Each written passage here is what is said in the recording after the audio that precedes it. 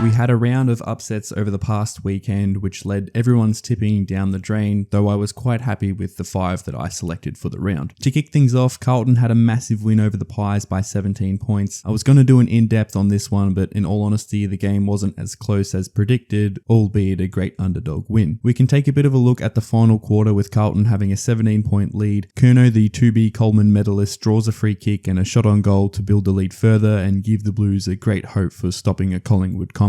A big difference in accuracy in this game with 6 goals and 13 behinds to 11 goals, 6 behinds. Carlton's pressure stayed all game, which led to another goal from Motlop and the lead to 30 points, but it doesn't stop there. Curnow having a day out and Moore gives away another free kick, which gets the Blues fans even more rowdy because they cannot believe their eyes. Finally, some belief in their mob, and they just have to stick with them to see some change and see how momentum can swing things. 6 straight wins is proving to be one of the top sides in the game at the moment. The Pies were able to cut down the 36-point lead to 17, and their accuracy finally coming alive with Howe moving up forward in the final term, booting 3 goals from 3 marks inside 50. Freo had a massive task at the Cattery to still show some life in their club. With a lead of just 3 at 3-quarter time, the Cats show their class and open up the quarter with the first 2, putting all the pressure back on the Dockers. A few kicked each way until Frederick kicks one of the best goals of the year and it's within a point. Have a look at the run and he's pushed towards the boundary from a good defender in Stewart, but Frederick too good in the end. The Dockers with another chance to get the ball out the back of a pack with Sturt running onto it. I don't know how he got rid of the ball, but the umpire lets it play and Schultz on the end of it pumps it through and they've got the lead. The defense in the end to stop the Cats from scoring was unreal. Not really well known for their defense, but Pearce had a day out and to stop the last year's premiers was exciting to see. The Giants get the win over the Dogs after a massive record-breaking comeback from 35 points down during the third quarter. The Giants strung the momentum their way for the first time in the game, scoring the last 9 out of 12 goals to get up by only 5 points. I won't go through every goal, but here is some food for thought and quite interesting seeing the different reactions to the first goal of the comeback kick by Toby Green to the goal to take the lead by Green as well. The clock at 12 minutes left to play when the first is kicked by Green, and a few high fives here and there, but mostly subdued, not down and out, but very few smiles knowing there is quite a mountain they have to overcome. Now a 1-point ball game and everything to play for with the clock at just 6 minutes left, and who else but Green to take the lead and have a look at the celebration. Really pumped and real excited now after having a swing in momentum. A very clever tap forward from Riccardi to set up a lead scoring goal, and with only 20 seconds left and the margin at 5, the Dogs can clear it through Libba to Johannesson to Scott, who thumps one inside, and they need a mark, but Hayes too strong with no real leaps from the Dogs forwards, saves the day, but then another chance comes from an insufficient intent call, and Norton has a massive fly but comes down empty, and the siren sounds in an amazing comeback victory. Sydney get the job done at Marvel against the Bombers, who are now being pushed out of the finals hunt with this loss, although a great comeback to fall just short. Langdon gets away from 2 troubled Swans defenders falling over one another and can put the Jets on towards the goals to dish to Durham, and bang, they're back within 3 with only 4.5 left to play. 37 points being the biggest margin of the game to now just 3 points, and looking very scary are the Bombers. It's looked as though Sydney have stopped wanting to score and just stay on the back foot defending the game out, which you can't really do with 20 minutes left to play. A courageous Papley needs to take things into his own hands. He does just that, booting an absolute bomb from inside the centre square, and just like that, back out to 8 points. It doesn't stop there for the Bombers though. They're still keen to keep the fight towards the Swans. Menzies makes something out of nothing with an all or nothing snap after a lazy out on the full decision from the Swans goes the Bombers' way. But with only 6 seconds left on the clock, it needs to be perfect, and Langford has a look up at the clock and says, "F***," and all the Bombers fans looking at their phones, checking the time left, only to want to throw the fucking thing on the ground in disbelief. The same disbelief in how the Suns bet the Lions, which was quite embarrassing and boring to show. The Crows also got the job done, albeit quite a rough time for the Power in a demolishing victory, as well as the Eagles slashing their win streak with North on the back foot in an ugly affair. 4 rounds left of what has felt like a quick season of footy. The race for the 8 is still raring from 14th on the ladder, all to play for just as we like it. Play on AFL. Things do better with fun and laughter.